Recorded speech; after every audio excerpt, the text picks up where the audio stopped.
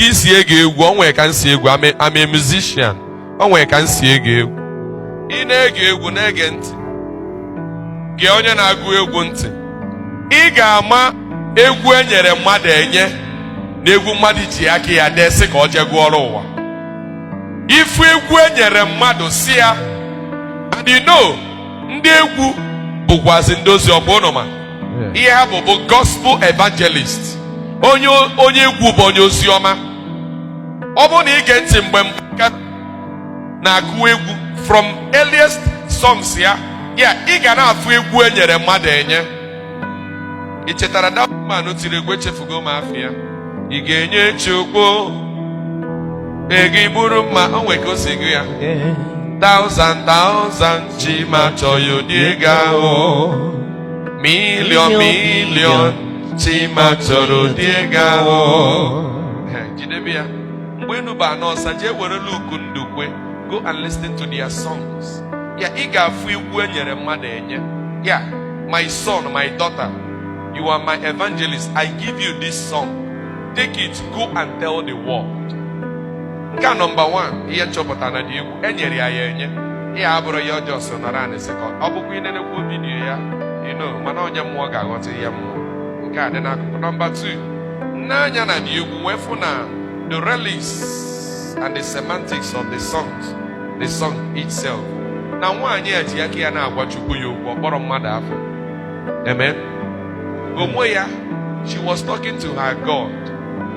Biko ekwana ka eme ihe ndị ahụ. Achọghị m ime ihe anụ ahụ m chọrọ.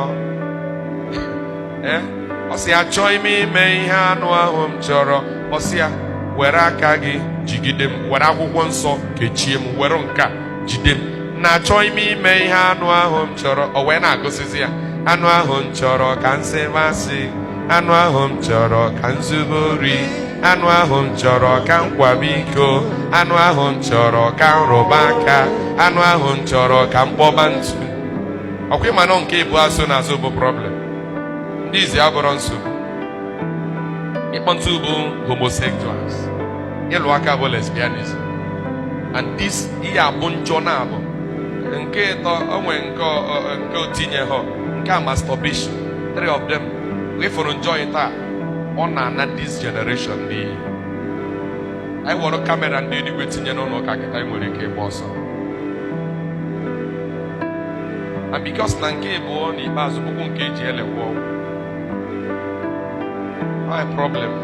So kedu ihe ji why iji kpọọ ya afa ọ gwụchakwana? Why iji kpọọ ya? Why should you ka iji kpọọ ya afa?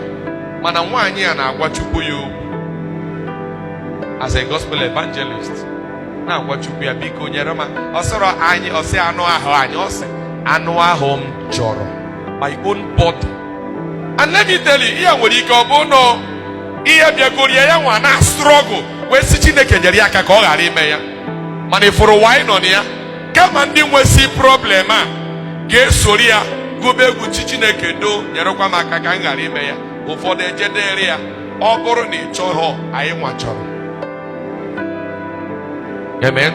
Amen. Oh, yes, because in every protest, and silent protesters, verbal and the outspoken protesters, and the silent one. There were many persons see na react, man. I have man kupute ya, maka no kwe ya kata man osu.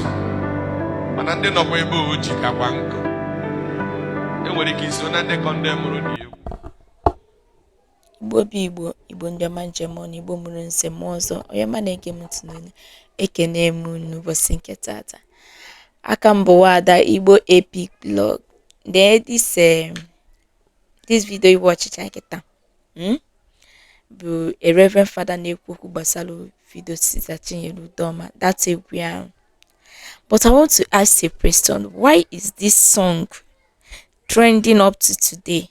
Why is this song a problem to our society? Why is this song a problem to our society? This Reverend Father kwuru, ọ sị na o woto shege egwu nke ya. Na everybody woto shege egwu nke ya. Odumeje once say something na video me gbasara Sister Chinyere Udoma. Ọ sị that Now even this Reverend Father kwuru, ọ sị that na mgbe Sister Chinyere Udoma nọ na-agụ egwu, mgbe ọ sị that na anụ ahụ ya chọrọ ka o zuo ori, that nobody have issue with it. Anụ ahụ ya chọrọ ka ọ sị asị, o wele enwe issue with it. Anụ ahụ ya chọrọ ka o mi ya anụ ka o zuo ohi na ndị otu no, but when it comes to anụ ahụ ya chọrọ ka ọ kwa iko and ka ọ rụọ aka ka ọ kpọọ ntu, that n'ebe ahụ ka ha nọ wee issue. Why is these three statements disturbing you people, both physically and spiritually? Why? Have you asked yourself, why are you having issue with this? And this Reverend Father proposed that there is this particular one, Sister Chinyere Udoma na-emetụla aka. That is lesbian. No kwesịrị imetụ nke ahụ aka. Because I don't know why people is having problem with this song. I don't know why the song is actually disturbing them. Or is it that ebe ọbụla ha na-aga wee nụ the song, or they can see that now the devil in them will get provoked. If you this song, or pass a very good message through this song. And I thank God that now people like, I don't know, but people that thinks the way people that reason the way she reason, can understand the message this music in our past through. If you are angry, if you're always angry, imago inu egwu anu a iwa na ewegi mo ibia ma dey post to something were egwu atie na background, if you are emotional, that kind of thing, ni kwesiki iju oge ajuju, ikwesiki making iju oge ajuju. What is it am I doing that when I listen to this song I became angry? Repent from that ni na-eme na bụ inu maka this song iwe wewe gị. Ọ bụ no izuoli, then kwụsị izuoli, because n'ilu Chukwu na n'ilu mmadụ, even without Sister Chinyere ekwu ya, izuoli adị mma. Without ya we kwuru isi asị adị mma. Without ya wa ịgụghọ that na ịkwa iko ọ dị mma. Without ya wa ịgụghị ya n'egwu, imekọ nwoke na nwoke na nwanyị ọ dị mma. Brother na sister nsị ka njụọ gị, ọ bụ na ọ dị mma, why are you now angry n'enu egwu ahụ? Because your conscience is actually judging you. You are bitter because n'ịma that na ị na-eme that thing, na ihe ahụ ị na-eme na ọya aka na-ekwu maka ya. Chegharịa from ajọ omume gị, chegharịa from that na ị na-eme, so that onye dee ihe, onye kwuo okwu, ọhafe ịdịkagasị na ọya na ọkpala ezigbo talụ ọkpaghalụ is a message. When you listen to the song and you feel that now this thing is actually hitting you, then ask yourself, Preston, is it not high time for me to drop this thing and have peace? I will use my sister Tonto Dike as an example.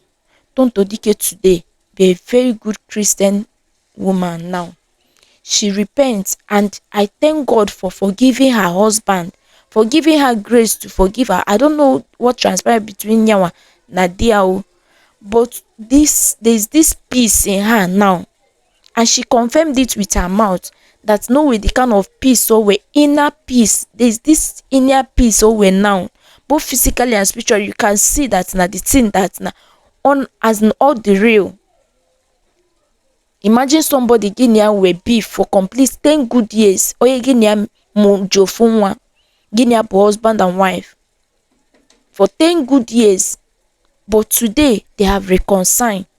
That is sign of a good Christian. Also that's not the thing be adekagas no with ibualo poriana, and it's true.